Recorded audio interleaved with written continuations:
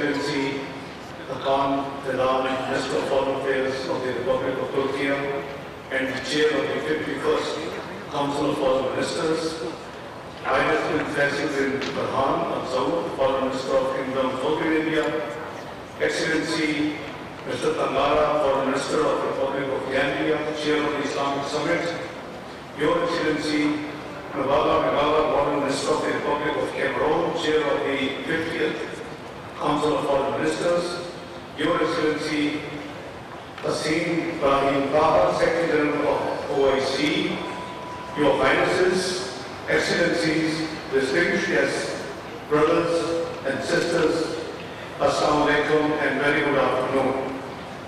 I wish to extend heartfelt gratitude to His Excellency,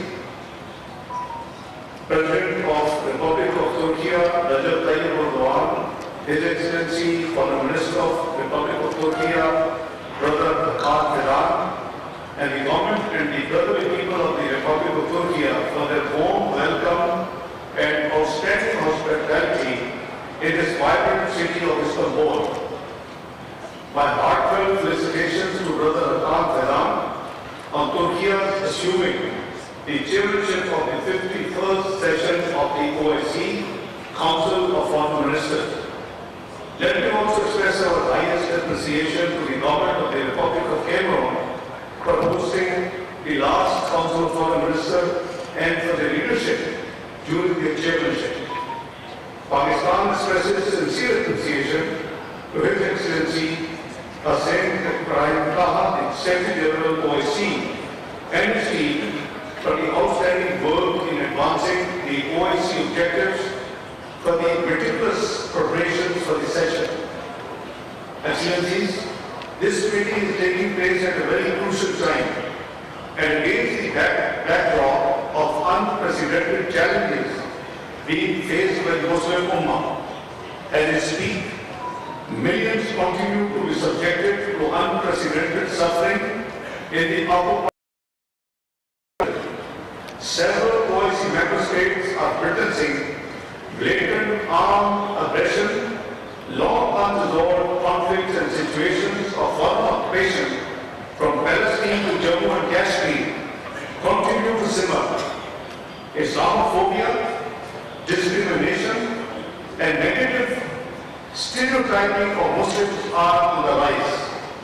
The need for a collective, resolute, and determined response to these challenges by the Ummah has never been more acute. Excellencies, in this backdrop, the theme for the 51st Council of Foreign Ministers, OIC in a transforming world, is highly apt and reflective of the developing realities of the current time.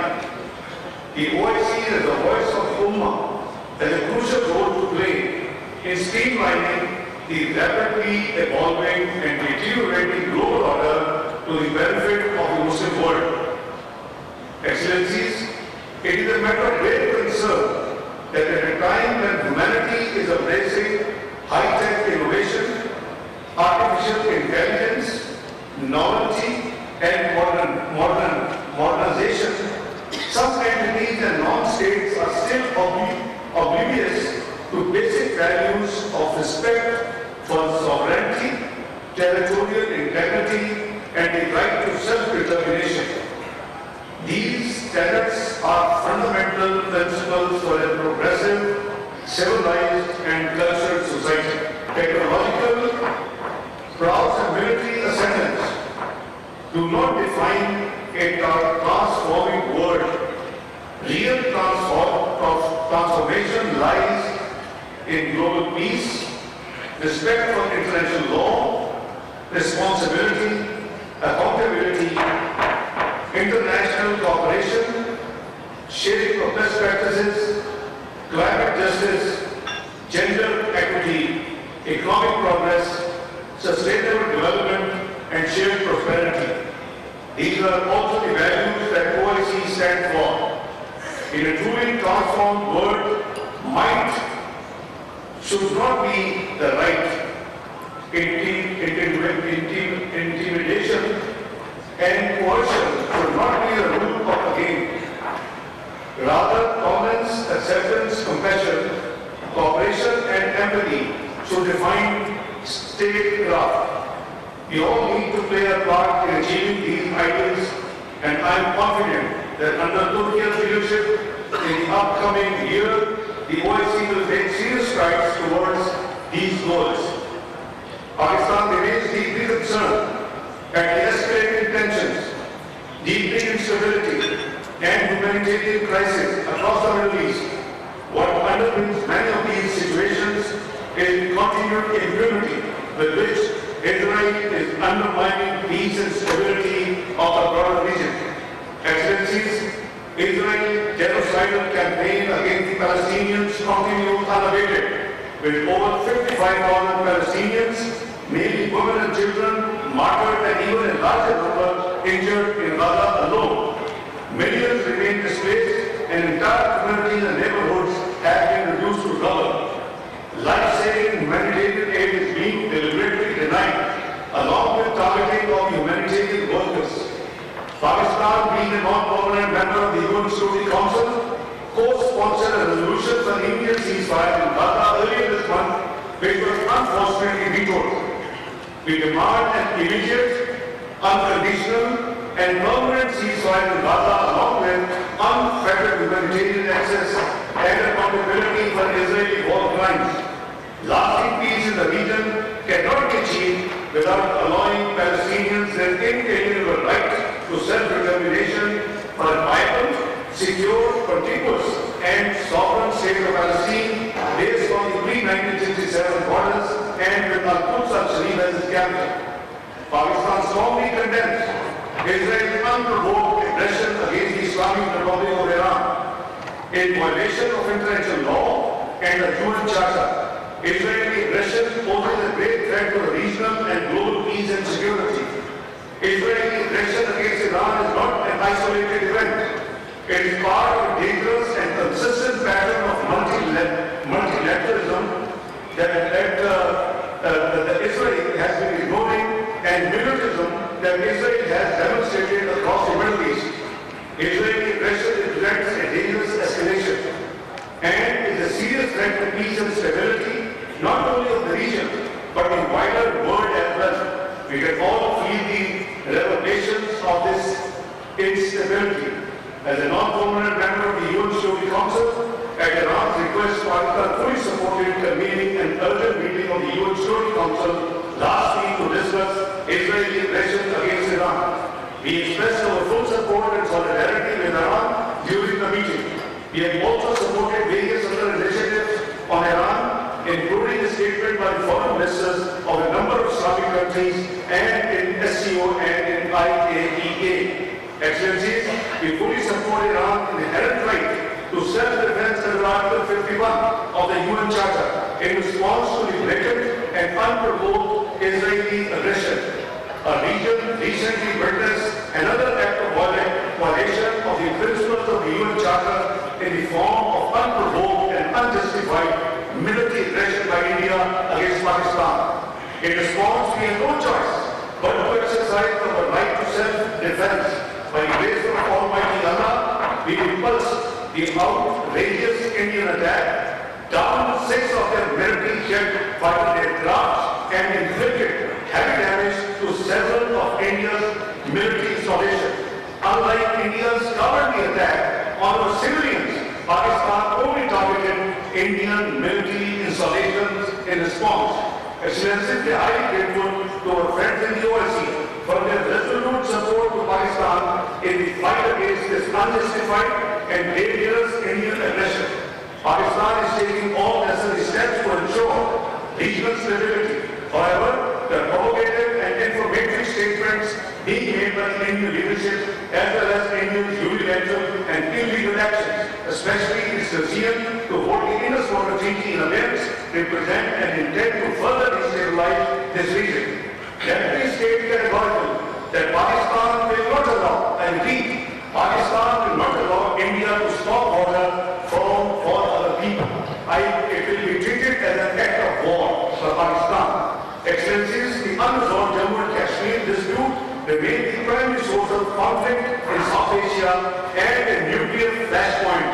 there is an urgent need for renewed and concerted efforts under the UN auspices to secure a just, lasting and peaceful resolution of the dispute in accordance with the relevant UN Security Council resolutions and the aspirations of the Kashmiri people.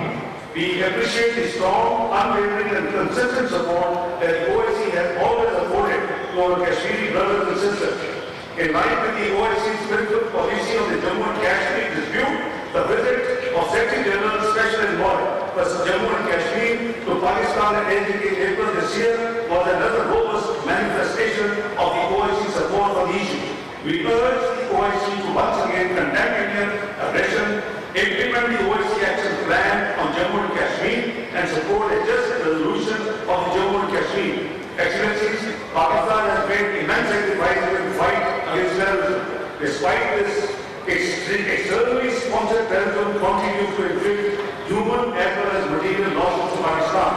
Groups such as TTP and ISILK operate from our neighboring territory with support from foreign hostile agencies, launching cross-border attacks against our people. These attacks are not isolated but part of a systematic campaign of state-enabled terrorism. Excellencies, like in the past, we will take all necessary steps and strong measures to defend our people and territory, and we surely count on the OIC's solidarity and support in this regard. The OIC must call for accountability from the states that sponsor such violence, and the UN sanctions regime must be reformed to ensure fair and effective targeting of all forms of terrorism.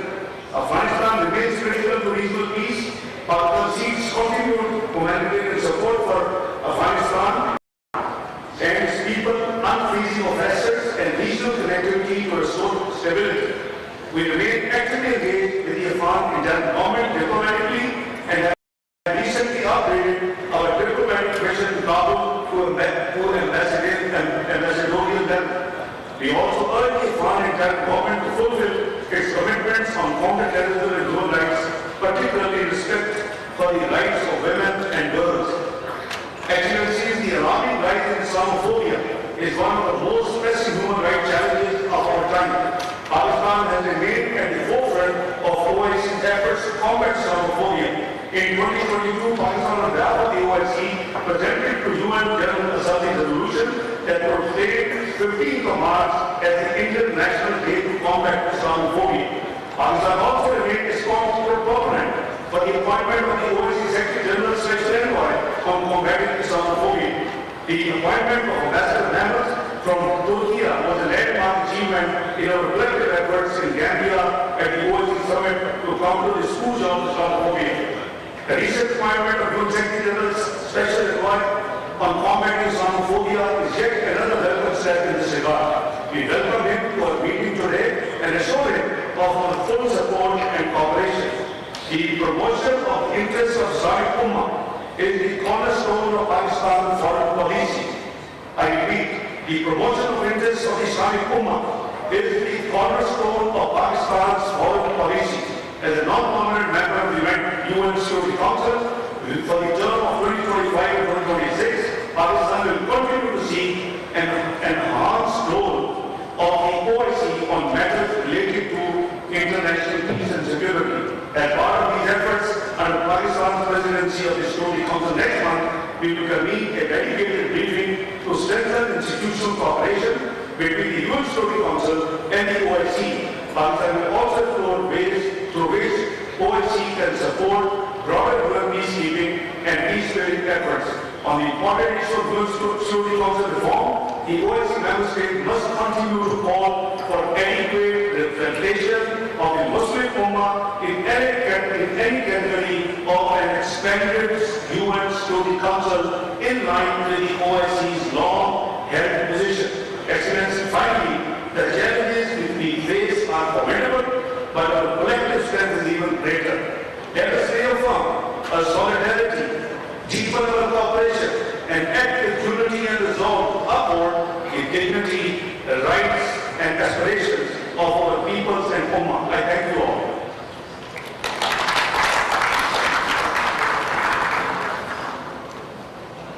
Thank you very much, dear Minister. Now, Nayab Wazir Azam Mohammad Ishaq Dar Islami